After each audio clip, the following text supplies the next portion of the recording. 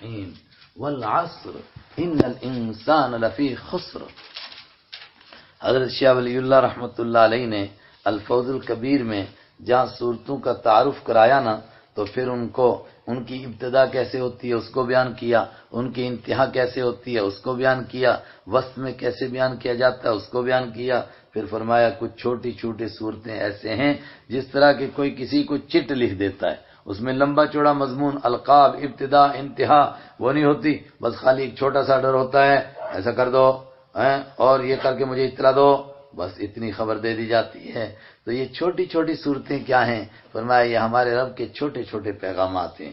مگر چھوٹے چھوٹے پیغامات کیسے ہیں کہ ایک ایک صورت اپنے اندر معنی اور مضمون کا ایک سمندر رکھتی ہے، یہاں تک کہ انسان اگر ایک ہی صورت پر نظر ٹکا لے اور اسی کو اپنی ہدایت کے لیے اپنے رہنما بنا لے تو وہی اس کی ہدایت کے لیے کافی ہو جائے۔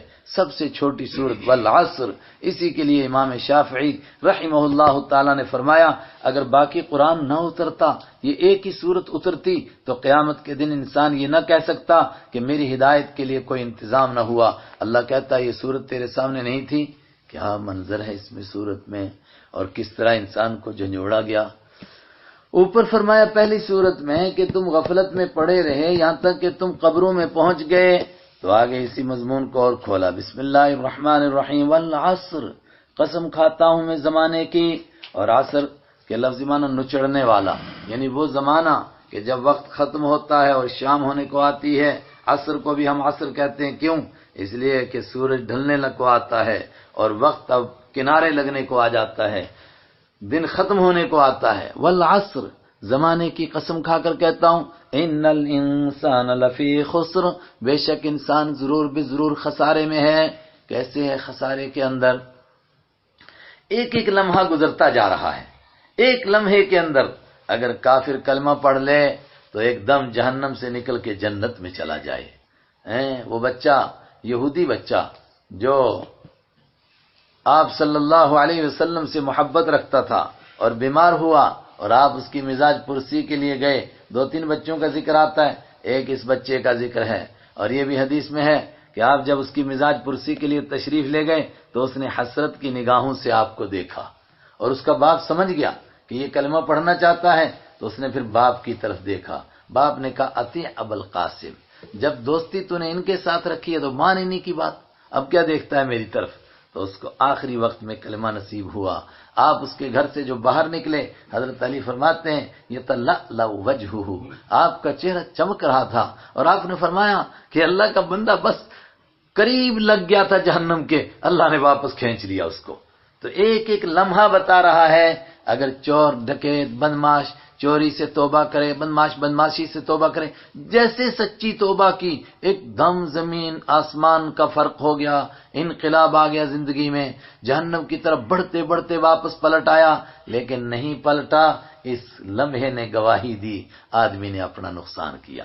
دوسرا لمحہ آیا، اس میں پھر اس نے نہیں توبہ کی، اس لمحے نے گواہی دی، آدمی نے اپنے آپ کو نقصان کیا۔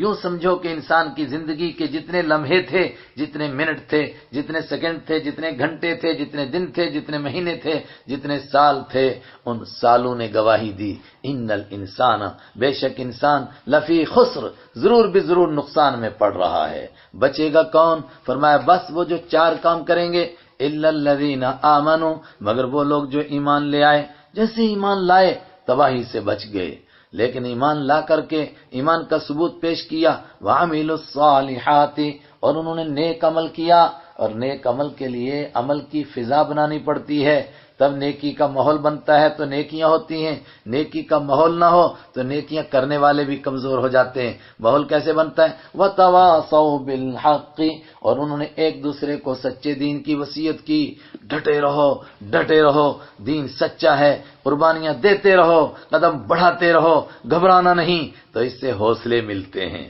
اور لیکن چلو حوصلہ ملے جو کچھ بھی ہو، مگر یہ تو کانٹوں کا راستہ ہے، پھر مصیبتیں آتی ہیں، پھر پریشانی آتی ہیں۔ ہم پڑھ چکے لَنَبْلُوَنَّكُمْ، ہم ضرور بالضرور تم کو آزمائیں گے۔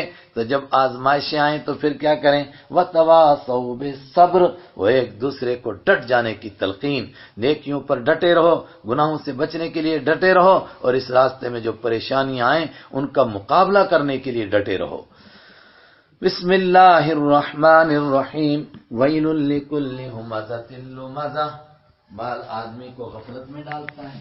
ابھی سورۃ تکاثر میں ہم